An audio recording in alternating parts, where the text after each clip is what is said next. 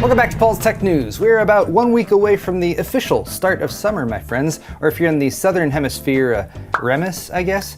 But soon the longest day of 2025 will pass, and it will all be downhill from there. And whether that sounds like a good thing or a bad thing depends a lot on your point of view. But I will say this, aside from the tech news stuff this week, which was really just a mishmash of in-between launches, AMD stringing along the AM4 platform with another X3D chip, more rumors about the NVIDIA CPU, the movies suing AI, but I have the distinct feeling that a lot of people are experiencing higher levels of tension, nervousness, and general uncertainty than usual this week. So I'm going to lead the show off with a bit of advice, if I may.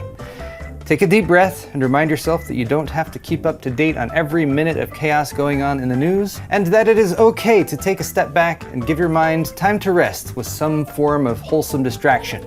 See, I feel better already. Might as well have a beer too though, just to be safe.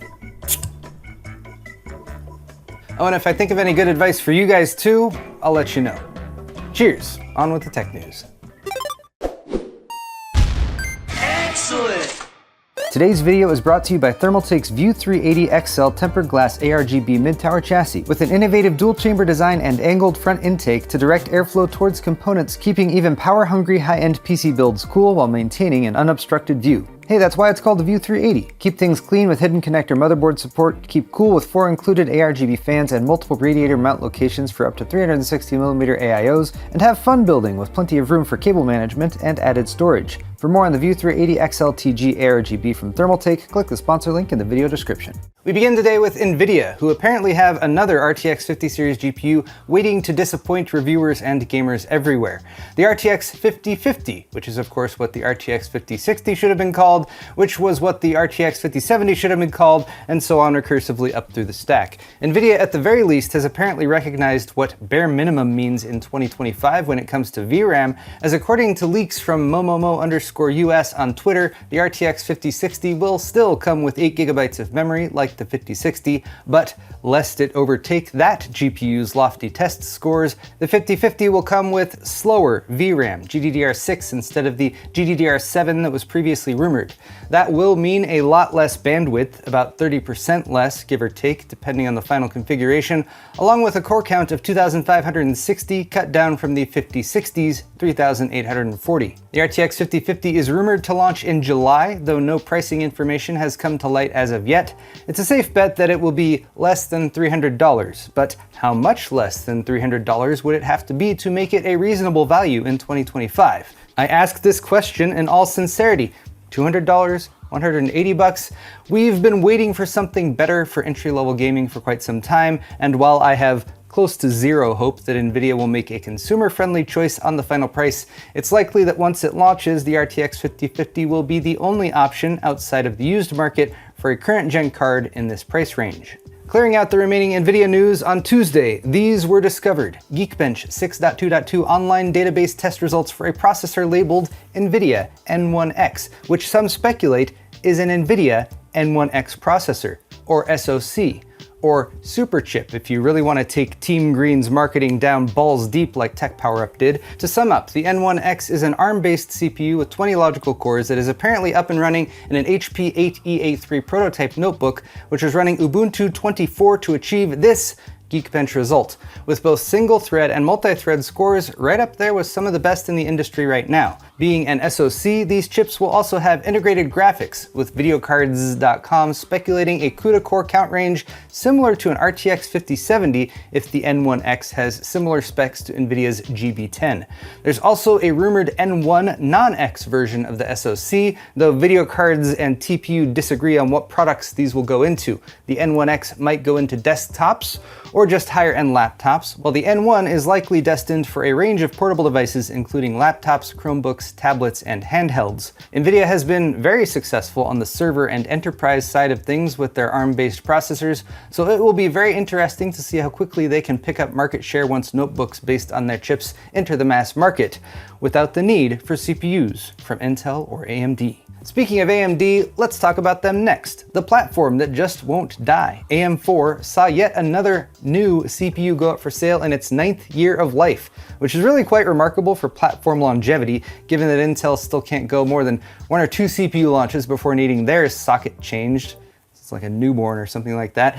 The new CPU is the Ryzen 5 5500X 3D though, which was rumored almost a year ago, but AMD just added to their website back on June 5th.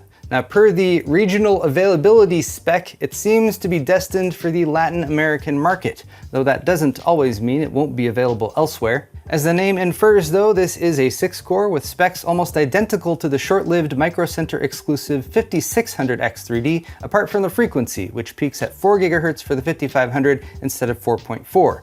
No listings have appeared either as of yet, meaning the price is also a mystery, though it will have to be sub $200 given other options on the market like the 7600X and 9600X. Given how long AM4 has been around though, it's a sure bet that there are PCs out there that could get a nice boost, particularly in gaming, by dropping one of these new 6-cores in as an upgrade. If the price is right, of course. Speaking of the price is right, let's move on to our very own Showcase Showdown, which we call Tech Briefs, which move very quickly so you can't tell how dated that reference was.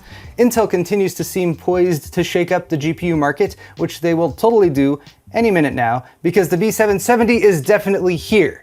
And by any minute now, I mean Q4, the latest rumored launch date for the B770, and by definitely, I mean maybe, and by here, I mean PCI SIG has listed a new hardware ID that is like probably an ARC B770, but might be an ARC Pro card. But most notably, it has a PCIe 5.0x16 interface, which they would only use for a higher end card. So make a few assumptions, and then yes, poised Intel Arc remains, and I'm sure they'll strike and save all of us from Radeon and GeForce any minute now. Any minute. Speaking of a well-timed strike, Valve launched a new Steam beta on Thursday that works natively with Apple Silicon, without the need for the Rosetta 2 translation software that was previously required. This should mean better native Mac gaming performance, and Valve also timed this well since Rosetta 2 is being deprecated in future Mac OS versions. Another update to Steam yesterday now lets users search games by accessibility features, which is great for anyone with a disability, of course, but also just a helpful tool in general. I know a lot of parents would prefer games with both adjustable difficulty and a save anytime function, and now you can apply a search filter for those. Speaking of things that would be nice to filter out, AI. I'm not a universal AI hater or anything, but it's pretty blatant how many AI startups treated the internet as a free-for-all training ground with little or no respect for personal or corporate IP ownership. And while this isn't the first lawsuit of this kind, it is the first levied by a heavy-hitting media corporation. Disney and Universal are suing Midjourney for, you know. Speaking of the crappy side of AI slop, AMD has been hard at work copying NVIDIA's progress in data center AI hardware, and at their Advancing AI event this week, they disclosed the board power limit for their top-end MI355X accelerator. 1400 watts peak per module, and these get installed into data centers by the hundreds and thousands. That's a lot of power, and while it's not quite as efficient as NVIDIA's competing alternative, these are still selling like hotcakes from my understanding. All for the good of AI though, which means it's definitely worth it. Speaking of the value of things, how much money would you pay for an RTX 5090? What if it was plated with 6.5 grams of gold? More than 20 grand, you say? Well, that's what the Asus ROG Astral GeForce RTX 5090 Dhahab Edition is selling for on eBay.